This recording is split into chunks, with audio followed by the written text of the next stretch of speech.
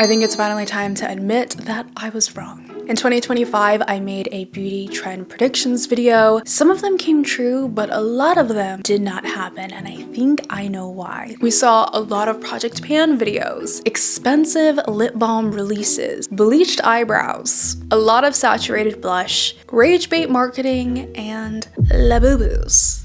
Yeah.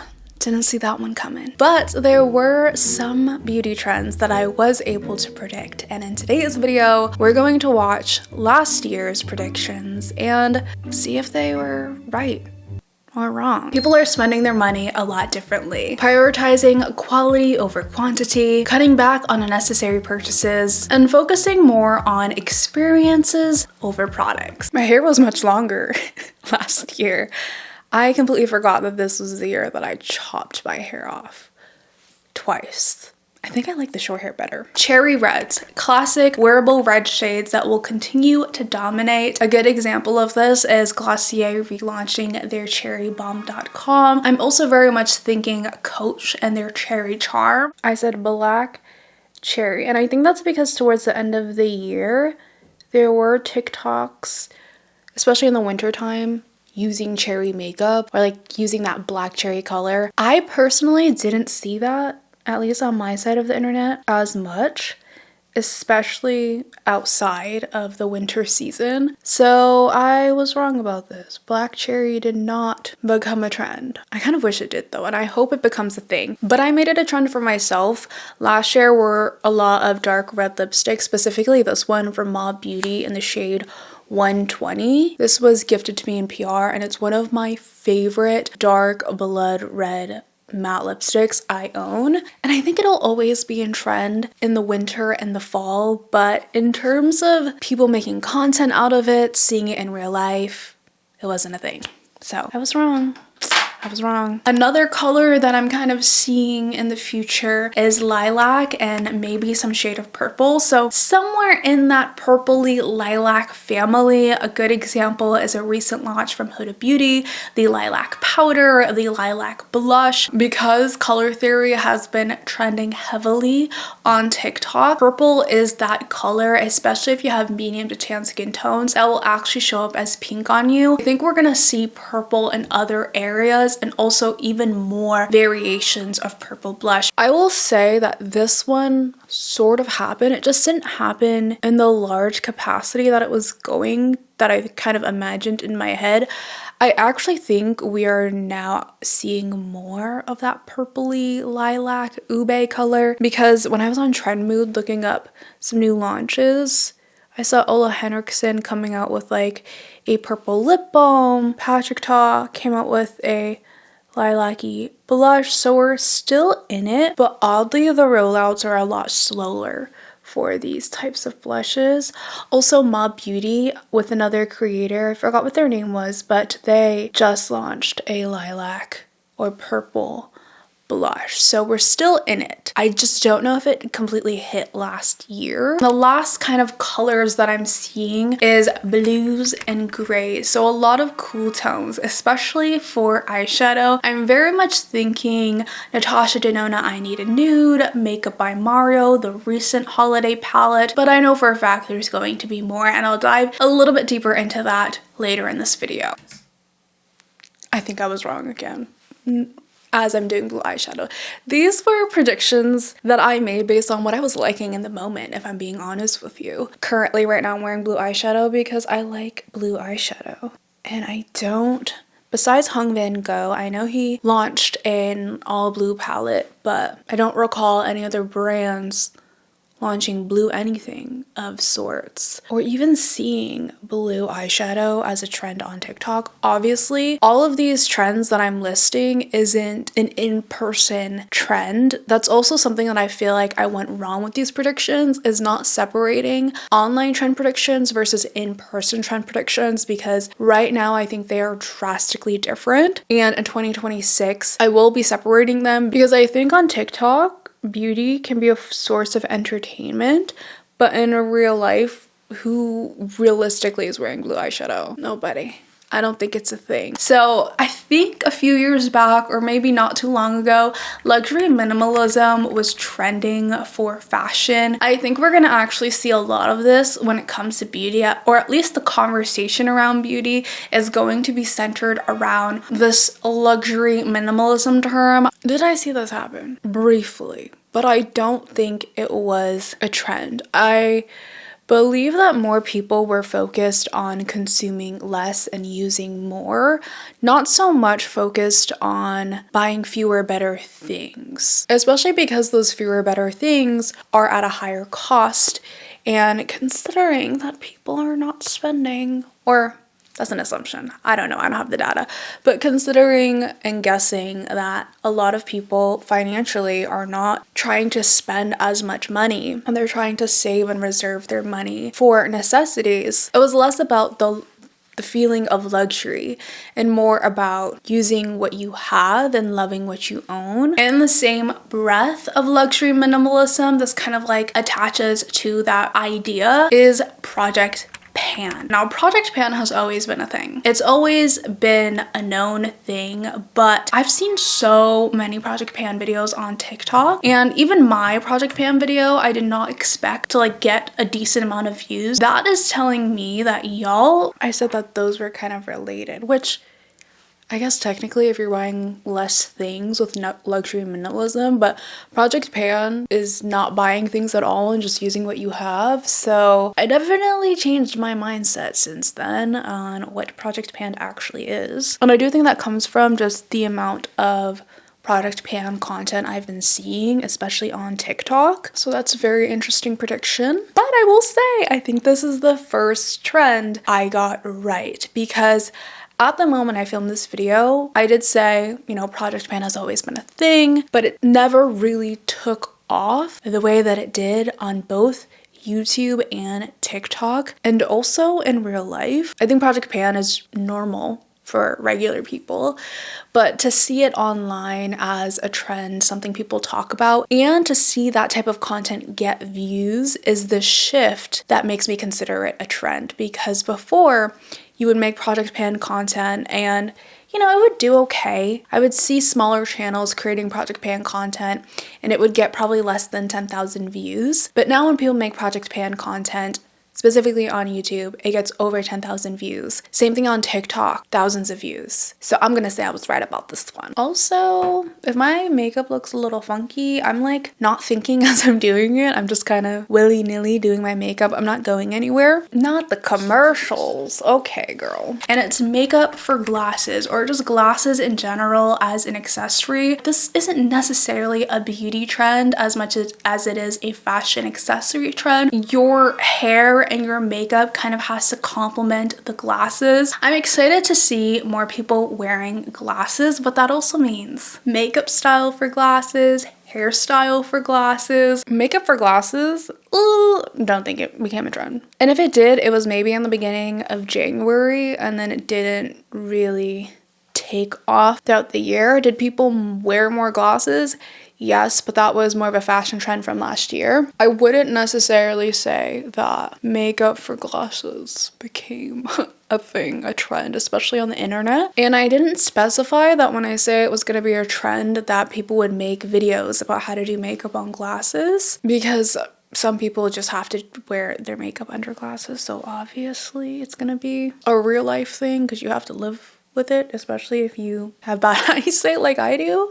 So that was kind of a silly thought. That's why this year I want to sit on my predictions a little bit longer and also hear what you have to say about 2026 predictions. I think I glitched. About 2026 predictions. So comment down below and be very specific about what trends we're gonna see this year in beauty and in fashion and in real life. Then you can come back to this video at the end of the year and we'll find out if you're right. I also want to share those predictions in the next video as well. So if you want to be featured, make sure they're good.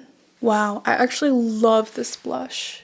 It's the Armani Beauty blush in the shade number 11. I got it during their Black Friday sale. I think it was 30 to 40% off, and I'm really happy with it. I think it's a trend in itself to not follow trends, and it's already seeped into the year already, is natural beauty routines. So that might mean going back to your natural hair color or just choosing a more natural hair color. So maybe not as ombre, maybe not as highlighted, but something that's a little bit more solid colored. Basically beauty that kind of looks low maintenance, but might not actually be low maintenance. I think we're also gonna see this when it comes to makeup styles, but it might be more about enhancing our features with our makeup. I feel like I wasn't specific enough for this trend. I needed to be a little bit more specific. Well, I did talk about the natural hair color, which definitely happened. Yeah, I didn't see any crazy hair trends that require dyeing your hair, anything else that wasn't low maintenance. So I will say that one happened.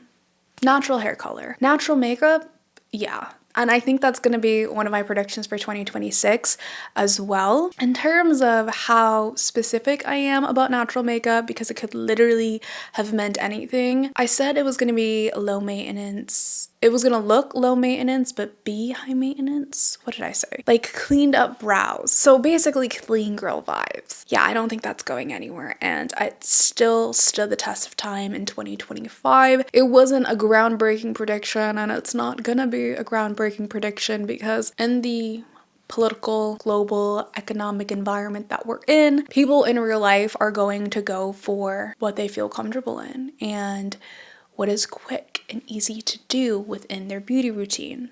So not groundbreaking, but it happened and it's gonna happen again. But on the opposite end of things, because I think multiple trends can happen at the same time, since there are different types of people out there in the world, there's also going to be this trend of overdone glam makeup, almost like 2016 makeup, because there's already this trend on TikTok called like the unapproachable makeup trend. What was the trend? Oh, not unapproachable, it was unrecognizable trend. So not looking like yourself. We got two ends of the spectrum here. I'm having a little bit of a crisis because I'm like, TikTok was our platform for seeing trends, right? Where is it going to be now? Where is it gonna be now? Honey, TikTok's still here. It's not going anywhere. Not anytime soon, at least. Now, in terms of, you know, having the opposite trend happen on the internet, this definitely was a thing. I saw multiple different trends that weren't clean girl makeup or natural makeup. Specifically, towards the end of the year was our Larson makeup challenge. What else did we see? Obviously the unrecognizable makeup, but a lot of the influencers and creators I was seeing on TikTok was definitely wearing a full face of makeup. The full glam just looks different in 2025. It still requires maybe full coverage foundation, a lot of concealer, but this year it was full glam with the requirement being a lot of blush and slightly bare eyes or smudged out wings, but everything had to be sharp, pulled back, and just not as much eyeshadow. So we definitely got a lot of full glam this year, just not fully 2016 colorful makeup. That might come in 2026 though. We'll see. Also, another new product I recently got during Black Friday is this Morphe banana powder. It's talc free. The first ingredient is makeup, but it's so good. The color is perfect for my skin tone, at least mixed with the foundation I'm using. And I think it's under $15, but I got it for maybe less than $10. And I'm gonna call it the nostalgic beauty trend, where we go back in time, we find a decade of beauty that we really love in terms of hair, makeup, nails, and we just try to bring it back to present day future. I think this really just stems from the fact that technology is changing. AI has now taken over in a lot of unfortunate and fortunate ways, and social media is changing and evolving, and we're really just looking for this sense of nostalgia. It didn't quite happen the way that I was imagining. The most that happened was just like an overflow from the 90s makeup trend. I think we're still in that era because it's a slightly more glam version of clean girl. A lot of the colors are boring, muted, cool tone. I haven't really seen as much makeup for other decades being mimicked, or just beauty, like hair, nails in general. So I'm gonna say this one didn't happen, unfortunately. What I think is going to end up happening is we're just going to see more of 90s and 2000s cool tone makeup. I'm talking muted shades, grungy makeup styles, and glitter makeup once again. And this kind of goes to my point that I mentioned earlier of seeing more blue and gray tones in 2025. The 90s and 2000s was very much that time frame for cool tone makeup. Okay, wait a minute. I was right. Okay, I was right. So let's just say I was right. Again, was this a groundbreaking prediction? Not really. But I do think the trend continued on, lasted honestly all year. Especially when it comes to 2000s makeup. I felt like I saw that specifically with Victoria's Secret, which, you know, happens often. But something that reminds me of the 2000s makeup is the ballerina shoes, like viral lipstick from L'Oreal. That was kind of shocking that a metallic lipstick like that popped off. So that to me is a sneak peek into 2000s just style of makeup becoming slowly more appealing to the masses, not just online but in everyday life. I think we're also going to see a major Asian beauty takeover. It's already kind of been really popular on TikTok, but we're going to see that even more in 2025. I'm gonna stop you there, girly pop. Yes, and this is going to be my prediction for 2026 as well. More K-beauty, like K-beauty takeover specifically. Not even just Asian beauty. Maybe we'll see more Japanese beauty in 2026. But this year, I don't even know if at this point I knew that Korean beauty brands were going to be in Ulta, but they've obviously taken over Ulta. I've made a whole video about that. A bunch of new Korean brands have been put into Sephora. And then on top of that, a lot of new products are formulated in Korea. I know Rhode has a lot of products formulated in Korea. And the only other brand I can think of, I'm sorry y'all, is Michaela, because I know that she has like formulas made in Korea. Even drugstore brands making their products in Korea. So this is, I believe, the second wave of Korean beauty trying to make it in the Western market, and it's working. So much so that Western brands are actually launching their own versions of what is popular in Korea. So if you guessed the same thing, which I'm sure you probably did, we were right about this one. I'm done with my makeup, honestly. I'm not gonna do my hair because there's no point. But we need a little bit of gloss, like sparkly glitter. Okay, the last trend that I think is going to take over is experiences over consumption. So for example, for event makeup, I feel like we're gonna see a lot of videos on subtle glitter. So not crazy glitter, but more subtle glitter. Again, kind of attaching it to the Asian beauty trends, which we usually see a lot of glitter for Asian beauty. Scattered glitter. I think eyeshadow toppers became a thing in 2025, well, carried on in 2025, but I still don't think we saw what I was imagining. Aside from the typical glitter topper, I wasn't seeing as much glitter in other areas of the face, which I think is what I was alluding to, at least by these pictures, or especially in Korean style beauty, in Chinese style beauty, they would put very strategic placements of glitter, and that hasn't moved to the Western culture yet in terms of style of makeup. What we've seen a lot of is one and done eyeshadows, topper eyeshadows, shimmery glitter sticks, so that definitely happened. I don't know, was I right or was I wrong? See, next year, for this year, I have to be way more specific than this. Graphic liners especially, and I say this because I don't think we're ready to dive deep into eyeshadow again. Graphic liners did not happen. No, it didn't happen. But I want it to happen. I want to see this. Travel size products, I think brands will continue to shrink their products for a terrible cost. But I think brands have just in general been wanting to launch more minis of their products. So because of that, they're not only good for the traveling trend, but they'll also be good for those of you who don't want to pay full price for a product.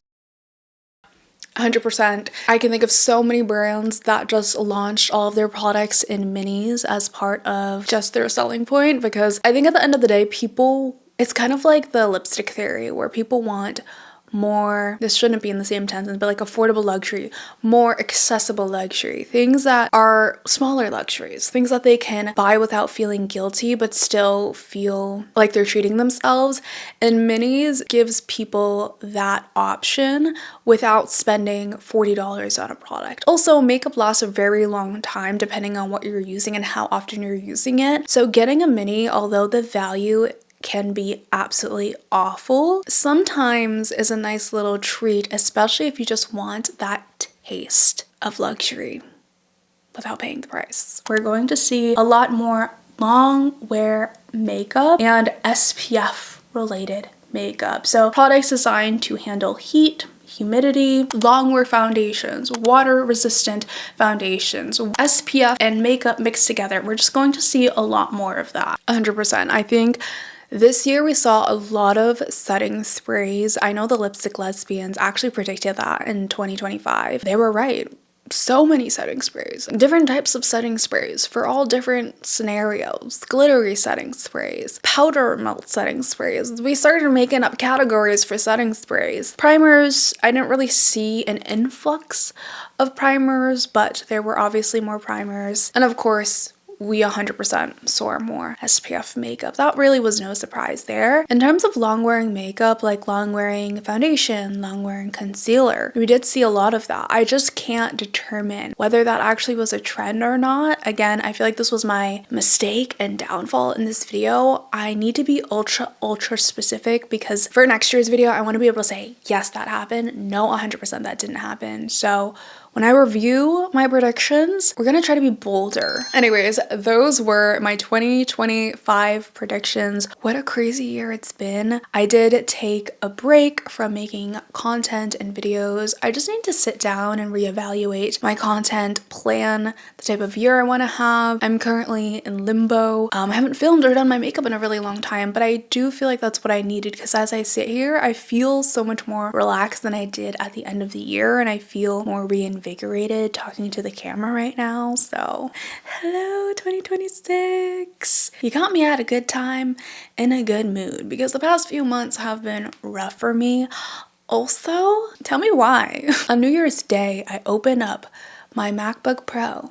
And I'm saying that because if you have a MacBook Pro, you know how expensive it is. Open up my MacBook Pro. The screen was cracked.